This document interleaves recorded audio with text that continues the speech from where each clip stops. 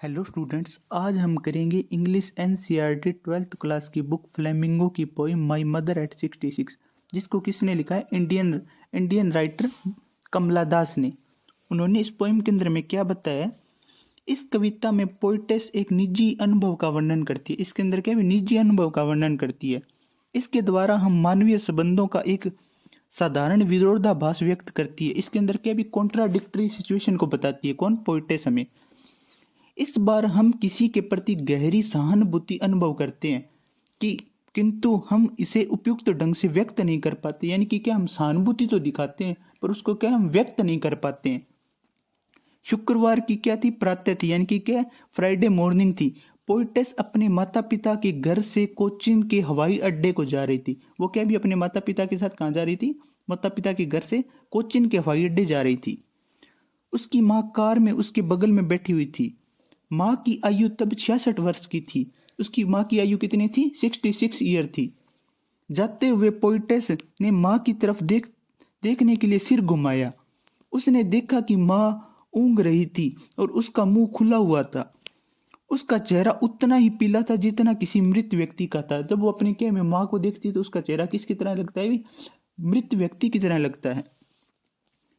Poetess को पीड़ापूर्ण अनुभव हुआ कि उसकी माँ अधिक देर तक जीवित नहीं रहेगी। उसको क्या है? भी बहुत ही ज्यादा क्या है? पीड़ापूर्ण, यानी कि क्या पेनफुल लगा। किसको? पोइटेस को। किंतु फिर शीघ्र ही उसने इस पीड़ाजनक विचार को अपने मन से निकाल दिया। उसने क्या भी जो पेनफुल सिचुएशन थी उसको क्या भी अपने माइंड से निकाल दिया। उसने सड़क किनारे उगे छोटे छोटे पेड़ों को देखना शुरू कर दिया। उसने क्या भी अपनी माँ से नजर हटाकर किनको देखना शुरू कर दिया? पेड़ों को, जो तेज भागते हुए प्रतीत हो रहे थे। यानी कि क्या गाड़ी चल रही थी तो हमें क्या भी पेड़ ऐसे लगते हैं भी तेज भाग रहे हैं। उसने बच्चों को अपने घरों से बाहर खुशी में भागते हुए देखा। उसने क्या क्या देखा? भी बच्चों को भागते हुए देखा। हवाई अड्डे पर पहुंचने के बाद पोइटेस ने सुरक्षा जांच करवाई। वो होता ना भी, हम एयरपोर्ट जाते हैं तो वो क्या भी हमारी सुरक्षा जांच होती है। उसकी माँ कुछ गज दूर बाहर खड़ी थी। सुरक्षा जांच के बाद पोइटेस ने उतनी दूर से फिर अपनी माँ की तरफ देखा। उसने क्या भी वो सुरक्षा जांच होने के बाद क्या उसने पोइटेस ने अपनी माँ की तरफ देखा। माँ का चेहरा पीली सफेदी लिए हुआ था। यानी कि क्या वो फिर उसे क्या भी फिर उसको वही डर लगने लगा पोइटेस को। यह उतना ही पीला लग रहा था जितना पीला शीत ऋतु के अंतिम दिनों में चांद प्रतीत होता है। यानी कि क्या भी जब सर्दियों के दिन होते हैं तो चांद हमें क्या पीला दिखता है। पोइटेस को अपने शरीर में एक पुरानी जानी पहचानी पीड़ा सी महसूस हुई। उसे क्या भी अपनी माँ का मरने का फिर से क्या डर सताने लगा। उसे क्या भी पीड़ा महसूस होने लगी। यह उसी तरह की थी जैसी वह अपने बचपन में महसूस किया करती थी। जब उस पर कोई भय छा जाता था उसको क्या भी जब छोटी होती थी उसको क्या भी डर लगने लगता था। अब उसको किसका डर लग रहा है?